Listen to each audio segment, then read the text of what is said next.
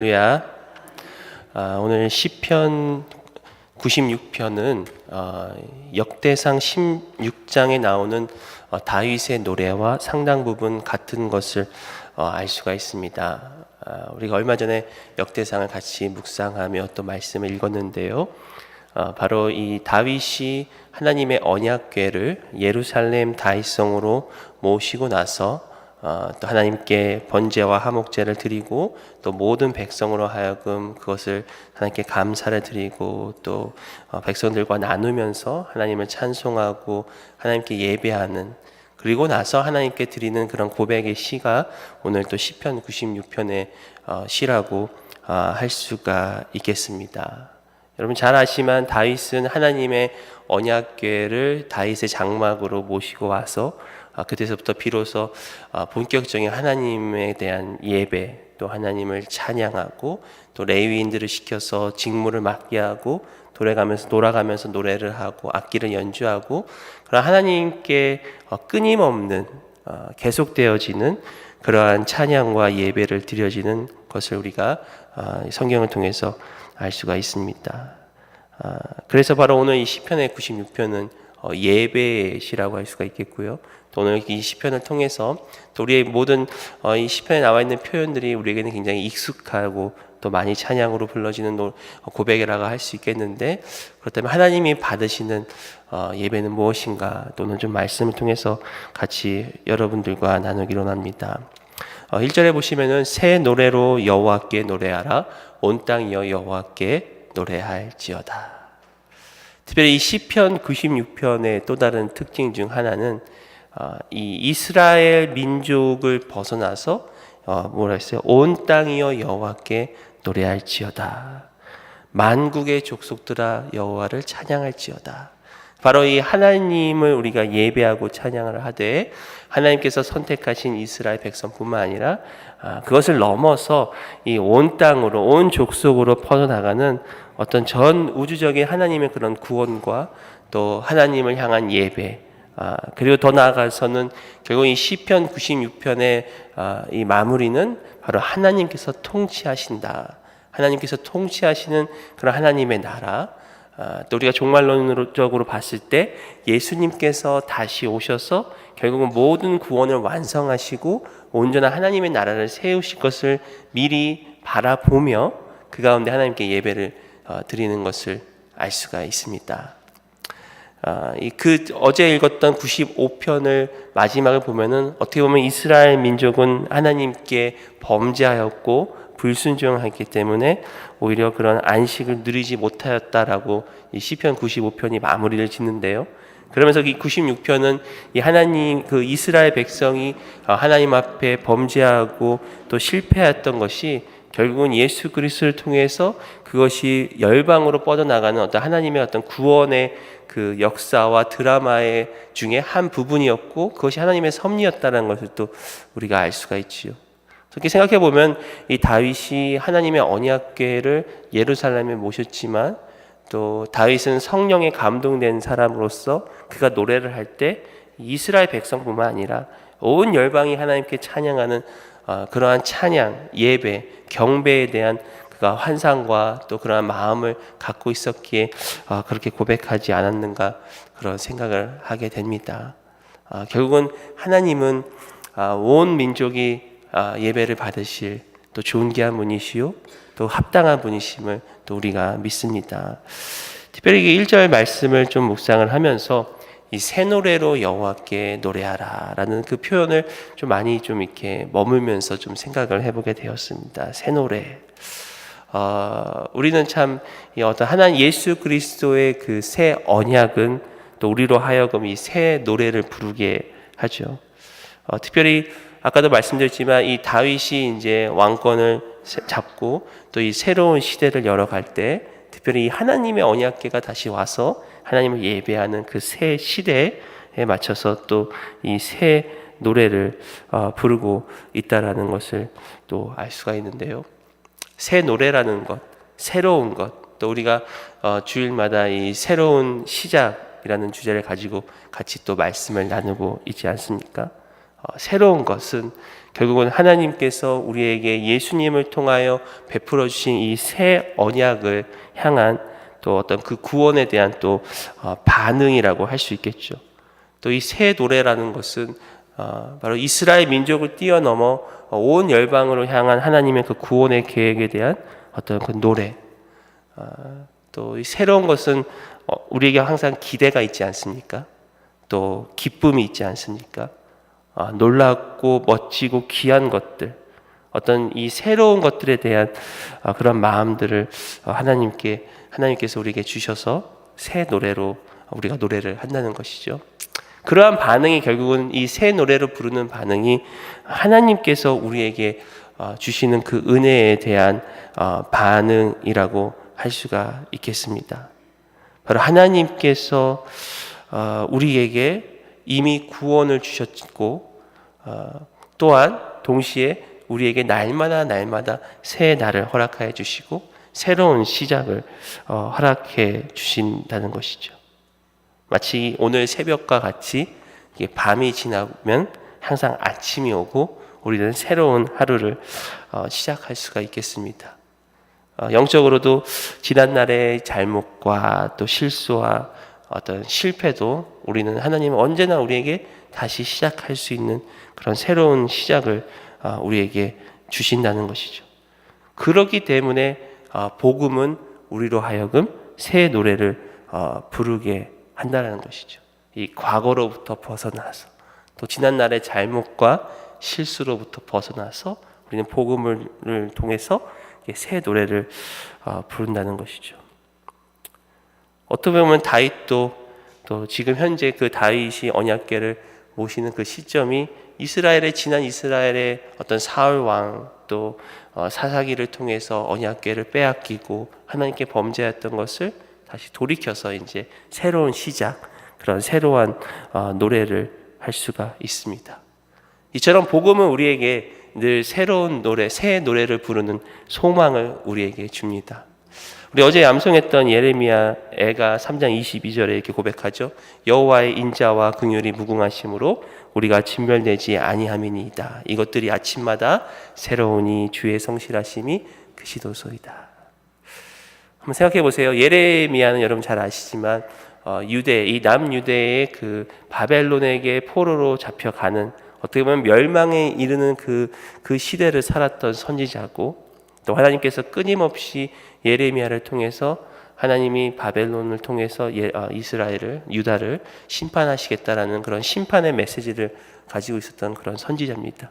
또 이 예레미야 애가 자체가 그가 그러한 일들 때문에 탄식하며 하나님께 애통하며 눈물을 흘려서 눈물이 너무 많이 흘려서 눈이 헐 정도로 눈물을 흘렸던 그 선지자가 그럼에도 불구하고 하나님의 그 은혜와 또 하나님의 긍휼하심 또 하나님의 그 인자를 바라보았을 때 하나님의 진짜 뜻은 우리를 완전히 진멸시키는 것이 아니라 다시 한번 우리를 새롭게 하시는, 특별히 그의 고백처럼 아침마다 새로우시는 하나님의 그 인자와 긍휼 때문에 또 그의 하나님의 그 성실함이 크시기 때문에 새 노래를 우리에게 부르게 한다는 것이죠.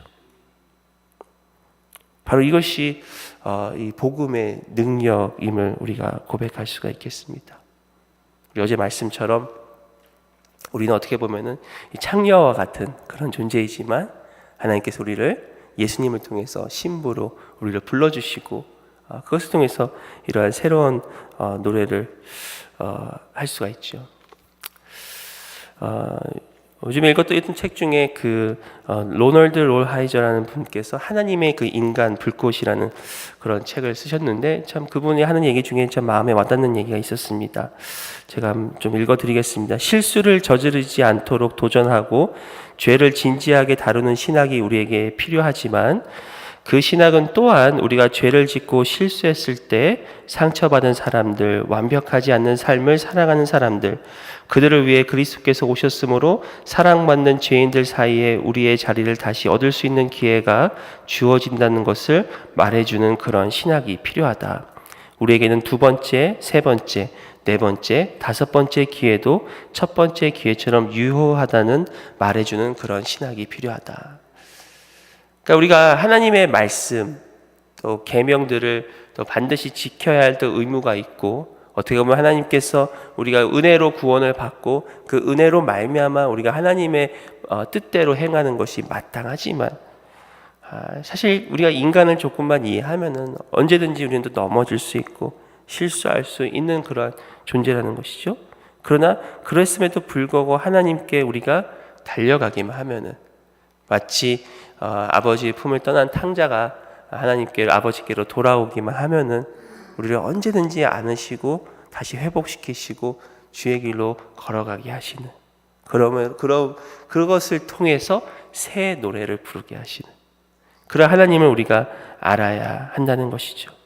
그래서 우리 사랑하는 성도 여러분, 하나님은 우리를 새 노래로 부르게 하십니다. 복음은 우리로 하여금 새 노래를 부르게 한다는 것입니다. 과거의 실수와 실패, 또 과거의 잘못들, 그것 때문에 우리가 안타까워하고 또 하나님께 회개하는 것은 마땅하지만, 또 회개함을 통해서 하나님은 결국은 회복시켜 주시고 우리에게 새 노래를 불러주신다는 것이죠. 또 2절에 보시면 여호와께 노래하여 그의 이름을 송축하며 그의 구원을 날마다 전파할지어다. 이 2절 말씀에 보니까 이 예배에 대해서 좀 세 가지를 이야기를 하고 있더라고요. 세 가지 그 예배에 대한 행위는, 첫 번째는 노래하다입니다. 하나님께 노래하다. 1절과 2절에 이 노래하다라는 단어가 이 세 번 정도 반복이 됩니다. 새 노래, 또 하나님 앞에 노래. 우리가 예배 가운데 이 찬양은 빠질 수 없는 중요한 또 예배의 구성이라고 할 수가 있겠죠. 우리가 하나님을 노래하는 것들. 이 노래라는 것은 참 어떻게 보면 하나님께서 우리에게 주신 아름다운 선물 중에 하나라고 생각이 듭니다. 이 노래를 통해서 우리가 마음의 감동을 얻고, 또 노래를 통해서 우리가 또 마음을 표현할 수 있고 마음을 공감할 수 있고, 또 하나님께 우리가 노래를 통해서 마음을 표현하며, 또 이 성경은 천사들도 하나님 향하여 노래를 하고, 또 심지어는 이 천사장 중에 한 사람이 이 찬양을 담당했던 그런 사람인 걸 우리가 알 수가 있지 않습니까? 그러니까 우리가 하나님을 예배한다는 것은 하나님을 노래하고 하나님께 마음을 담아서 하나님이 주신 그런 아름다운 선물을 통해서 하나님께 예배하는 것이죠. 또한 두 번째 우리가 볼 수 있는 예배라는 것은 송축하다. 하나님을 송축하다라고 얘기합니다. 여기서 송축하다라는 것은 두 가지 의미를 가지고 있는데, 첫 번째는 몸을 낮추고 무릎을 꿇다라는 그런 의미를 갖고 있습니다. 그러니까 하나님께 대한 예배라는 것은 우리가 우리 자신을 낮추고 하나님을 높여드리는, 그리고 하나님 앞에 또 우리가 겸손히 나아가는 그런 예배라고 할 수가 있고요. 또 두 번째 그 송축하다는 의미는 이렇게 축복하다라는 그런 의미를 가지고 있습니다. 우리가 일반적으로 축복이라고 얘기를 할 때는 어떤 이렇게 높은 지위에 있는 사람이 낮은 사람에게 축복하는 것 같지만, 사실은 축복하다는 것은 우리가 주위에 있는 인간들과 사람들뿐만 아니라 하나님께 축복하다는 것은 하나님을 높여드리고, 하나님은 또 결국은 제 축복이라는 단어가 이 송축하다는 그런 단어인데, 하나님이 누구신지를 알고 하나님께 감사와 영광을 드림으로 통해서 하나님을 송축하는 것. 네. 또 축복하다라는 것은 어떻게 보면은 우리의 그 사랑하는 마음을 하나님께 드리는 것. 그렇죠? 우리가 사랑하는 사람들을 축복하지 않습니까? 간절히 축복하고 또 간절히 잘 되기를 바라는 것. 그것이 바로 또 우리 하나님 향한 또 우리의 마음이라고 할 수가 있고요. 또 2절에서 볼 수 있는 또 세 번째 이 예배라는 것은 전파한다는 것입니다. 전파하는 것이다. 특히 그의 구원을 날마다 전파할지어다. 하나님의 구원을 전파하는데, 우리가 예배 가운데도 중요한 구성 중에 하나가 이 설교 말씀이라고 할 수 있겠습니다. 그렇죠? 예배 올 때 여러분 말씀을 가장 또 가운데 두고 또 말씀이 가장 시간이 길지 않습니까? 그래서 말씀을 또 이렇게 하나님께 나누는 것은 결국은 하나님께서 어떠한 일을 이루시고 또 예수님을 통해서 어떠한 구원을 이루시는 그런 구원을 선포한다라고, 전파한다라고 할 수 있겠죠. 근데 더 나아가서는 날마다 전파한다. 날마다. 그러니까 우리가 보통 이제 주일에 한 번 나와서 예배를 드리지만, 또 우리의 삶 가운데 일상 가운데서 하나님을 예배하는 것, 일상 가운데서 그 중에 하나가 하나님의 그 복음, 예수님의 복음을 날마다 전파하는 것이 결국은 또한 그 예배라고 할 수가 있겠습니다. 우리가 일상 가운데서 하나님을 예배하는 게 참 중요하다라고 생각을 합니다. 물론 이 구약 시대, 특별히 이 시편이 쓰여진 이 다윗의 시대는 사실 날마다 하나님을 예배하는 찬양이 울려 펴졌고 매 시간마다 하나님께 예배드렸던 레위인들이 있지만 지금은 사실 우리가 그렇게 할 수는 없잖아요, 그렇죠? 그러나 우리가 같이 모여 매 날마다 같이 모일 수는 없을지라도 물론 여러분 이렇게 새벽에 나와서 같이 예배하지만 여러분의 그 일상 가운데 하나님을 예배하는 일상 가운데 하나님께 기도하는 그러한 시간들이 우리에게는 참 필요하다라는 그런 생각이 듭니다. 요즘은 참 바쁜 시대다라고 얘기를 하죠. 참 시간들이 없고 바쁘고 그러나 세상의 많은 리더들도 조용히 머무는 시간을 반드시 가져야 된다라고 이야기를 합니다. 그런데 우리 믿는 사람들은 그 시간이 결국은 어떤 기도의 시간이 될 수가 있고 또 하나님께 예배하는 시간이 될 수가 있죠. 하나님의 예배를 통해서 또 하나님께 기도를 통해서 또 하나님의 그 은혜를 우리가 다시 한번 기억하고 또 하나님 주신 지혜를 가지고 세상을 살아갈 수가 있다는 것이죠. 그래서 저는 요즘에 좀 이렇게 많이 생각하는 것 중에 하나가 일상에서 어떻게 하면 우리가 하나님의 자녀로 살아갈까. 그래서 이렇게 섬기는 우리 성도님들에게도 좀 어떻게 하면 일상에서 우리가 교회에 나와서 모여서 예배하는 것도 참 중요한데 그 나머지 시간들을 어떻게 좀 하나님 앞에 우리가 보낼 수 있을까라는 것을 또 고민하고 또 많이 나누고들 합니다. 바로 날마다 하나님의 구원을 전파하는 것이 또 우리는 예배라는 것을 우리가 알 수가 있다는 것이죠. 3절 보시면은 그의 영광을 백성들 가운데에 그의 기이한 행적을 만민 가운데 선포할 것이다. 선포할지어다. 바로 우리가 전파해야 되고 이 선포해야 될 복음이 바로 하나님의 영광임을 또 우리에게 말씀하고 계시고요. 또 그의 기이한 행적, 즉 하나님께서 우리에게 베풀어 주신 그런 능력과 또 하나님의 그 기적을 또 우리가 선포한다라고 할 수가 있겠습니다. 하나님의 기적 중에 기적은 바로 예수 그리스도를 이 땅에 보내셔서 우리를 구원하신 그 바로 십자가의 사건이라고 할 수가 있겠습니다. 그러한 예수님의 기이한 일을 또 예수님의 그 은혜를 우리가 만민 가운데 선포되어야 한다는 것이죠. 그것이 예배라는 것입니다. 하나님께 하나님 영광을 만민 백성들 가운데 또 예수님의 행하신 그 행적들을 전파하는 것이 참 중요하다라는 것이죠. 그래서 우리가 이러한 복음을 전하는 것들 또 예수님을 전하는 것이 참 중요하다라고 생각을 합니다. 시대가 요즘 시대처럼 이렇게 시대가 많이 급변하는 시대 가운데 과연 종교가 필요할까라고 생각을 할 수 있을 것 같습니다. 우리 믿는 사람들이야 하나님이 살아계시고 예수님이 살아계신 걸 알지만 예수님을 믿지 않은 사람들은 과연 그런 사람들에게 이런 종교의 얘기를 하면 과연 저들이 받아들일까? 그런데 많은 사람들이 지금 이야기하는 것 중에 하나가 세상이 아무리 편리해지고 세상에 아무리 기술들이 발달할지라도 사람들의 마음은 계속해서 공허해진다는 거예요. 그것은 믿는 사람뿐만 아니라 믿지 않은 사람들도 그렇게 알고 있다는 것이죠.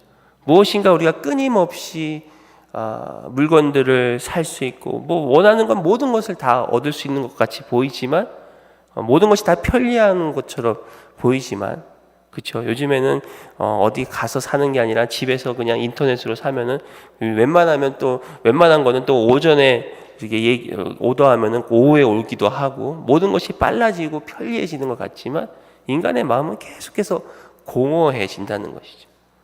그래서 요즘 사람들에게 필요한 것이 이 하이 터치, 그러니까 하이 테크놀로지와 더불어서 하이 터치가 필요하다.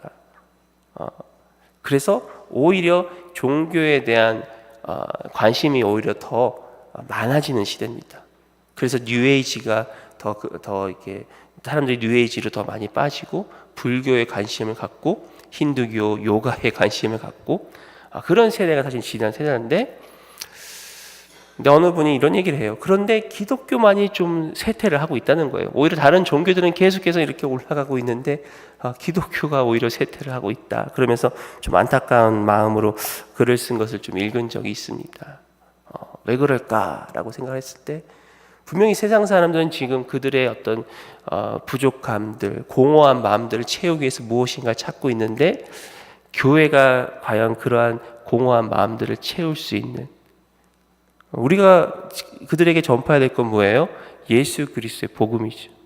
그러니까 교회가 예수님의 복음을 복음답게 그들에게 전한다면은, 그러니까 교회가 요즘 이렇게 미국 이렇게 목사님들이 가끔 얘기를 할 때, 또 우리 이렇게 젊은이들이 얘기를 할 때, 이 교회에 대한 이미지는 어떻게 보면 뭐 하라고 하지 말라고밖에 없다는 거예요. 이것도 하지 말고 저것도 하면 안 되고, 또 이건 해야 되고 저건 해야 되고. 물론 하나님의 말씀 가운데 우리가 말씀의 뜻을 또 우리가 순종하며 사는 건 맞지만, 그게 사실 이 교회의 복음의 본질이 아니잖아요. 복음의 본질은 예수 그리스도, 예수님께서 우리에게 어떠한 은혜와 어떠한 사랑을 베풀었으며 우리가 그것을 통해서 이 땅 가운데서 풍성하게 살 수 있는, 세상의 그 어느 것도 우리를 만족하지 못하는 것이 이미 세상 사람들도 알고 있는 그 진리를 오히려 교회가 그거를 모른다면 안 된다는 것이죠. 이 공허한 마음들을 채울 수 있는 분은 오직 예수 그리스도십니다. 그러니까 교회가 예수님께 중심을 둘 때 교회가 부흥한다는 거예요. 우리의 메시지가, 우리의 삶이 예수님께로 중심을 둘 때 우리 삶은 풍성한 삶을 누릴 수 있다라는 것입니다. 마음에 넉넉한 여유가 생긴다는 것이에요.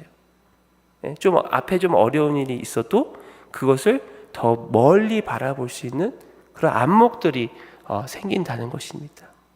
그렇기 때문에 환경을 뛰어넘어서 진정한 기쁨과 또 평강과 또 즐거움을 누릴 수 있음을 믿으시기 바랍니다.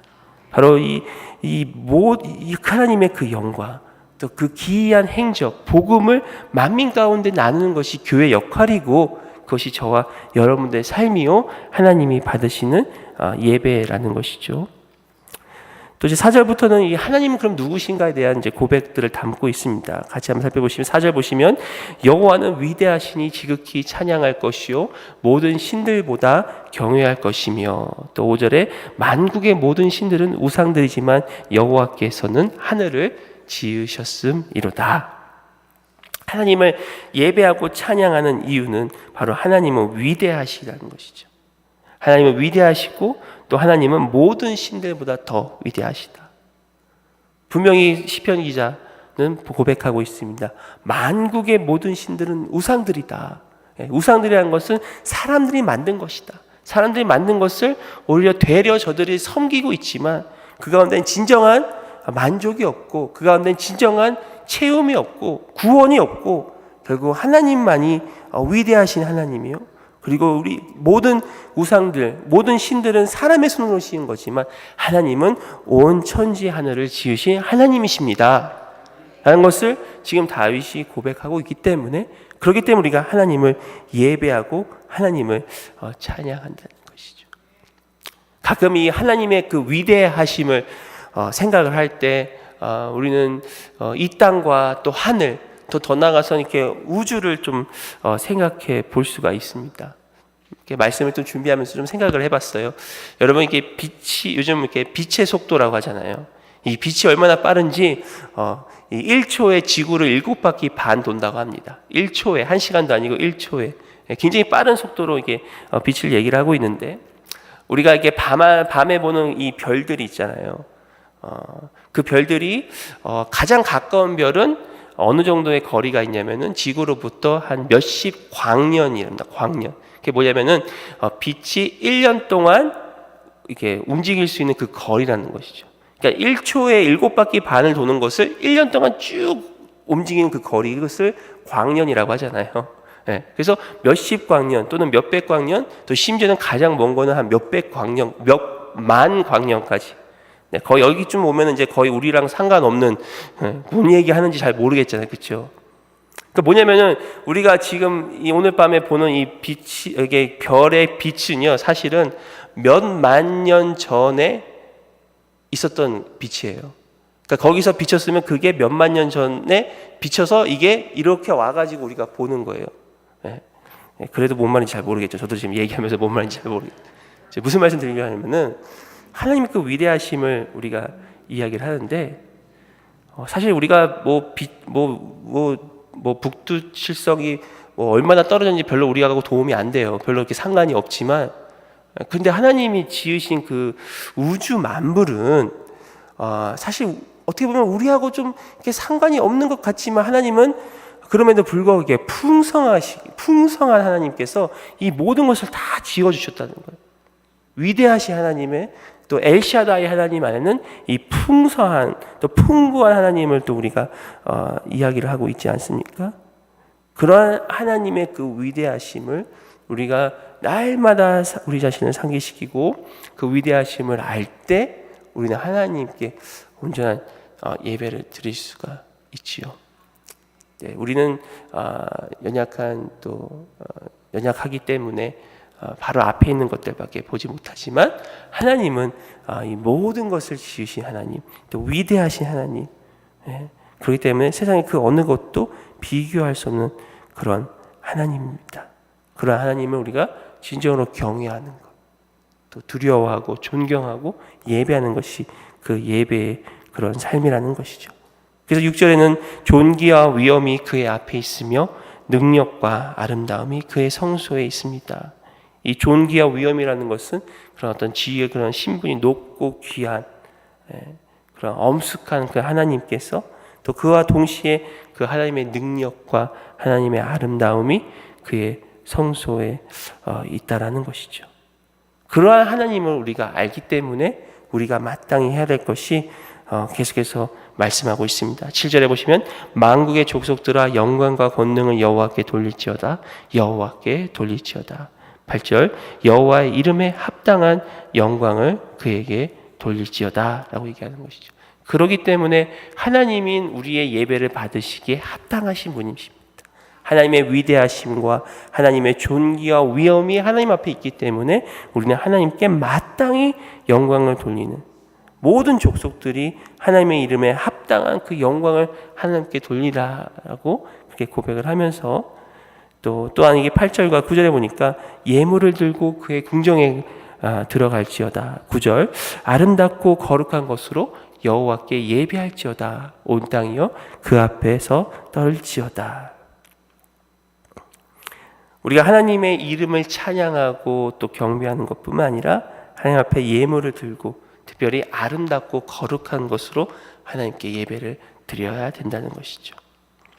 다윗이 언약궤를 예루살렘으로 옮길 때 다윗은 최선을 다해서 하나님께 예물을 드리는 것을 볼 수 있습니다. 사무엘하 6장에 보니까 그들이 하나님의 궤를 맨 사람들이 6걸음을 갈 때마다 다윗은 소와 송아지로 제사를 드립니다. 그러니까 6발짝 걸어가고 나서 또 소와 제사를 드리고, 또 6발짝 들어가서 소와 송아지로 제사를 드리는 그 다윗의 그 모습을 우리가 말씀 가운데 보게 됩니다. 그만큼 다윗은 이 아름답고 거룩한 것으로 하나님께 온전히 드렸다는 것이죠.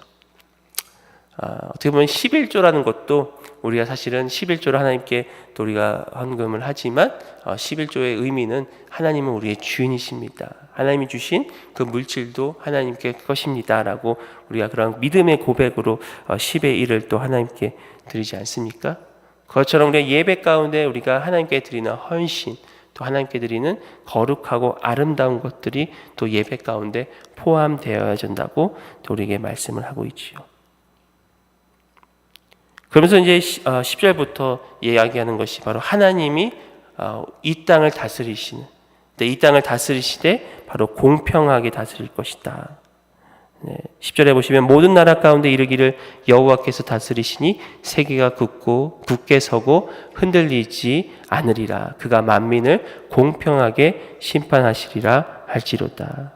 또 13절에 그가 임하시되 땅을 심판하러 임하실 것임이라. 그가 의로 세계를 심판하시며 그의 진실하심으로 백성을 심판하시리로다. 바로 하나님께서 하나님의 공의와 정의로 이 땅을 다스리실 것이다. 특별히 13절 마지막처럼 진실하심으로 신실하심으로 하나님은 우리 땅을 다스리시고 우리를 심판하실 것이다 라고 우리에게 말씀합니다. 그래서 결론적으로 이야기하는 것이 바로 11절 12절에 이렇게 말씀하죠. 하늘은 기뻐하고 땅은 즐거워하며 바다와 거기에 충만한 것이 외치고 12절 밭과 그 가운데 있는 모든 것은 즐거워할지어다. 그때 숲의 모든 나무들이 여호와 앞에서 즐거이 노래하리니. 그래서 다윗은 이 마지막 그 예배의 고백을 통해서 마지막 우리가 하던 것은 바로 그 하나님의 다스림을 인하여 우리가 즐거워하라는 것입니다. 그래서 다윗이 언약궤를 모시고 올 때 그가 기쁘게 춤추며 하나님을 예배했던 것처럼 우리가 하는 반응은 뭐냐? 이 모든 것, 하나님이 어떤 분이신지 우리가 알고 또 하나님이 어떤 일을 예수를 통해서 어떤 일을 행하신지를 우리가 알면 우리가 하나님 앞에 우리가 즐거이 또 언젠가는 반드시 이 땅을 통치하실 그런 하나님을 우리가 또 기대하며 또 오늘 하루도 우리에게 새 노래를 부르게 해주시고 오늘 하루도 우리를 지켜주시고 보호하시고 인도하신 그 하나님께 우리는 즐거워하며 나아간다는 것이죠. 바로 이러한 기쁨과 즐거움이 저와 여러분들 삶 가운데 넘치시기를 예수의 이름으로 축원드립니다.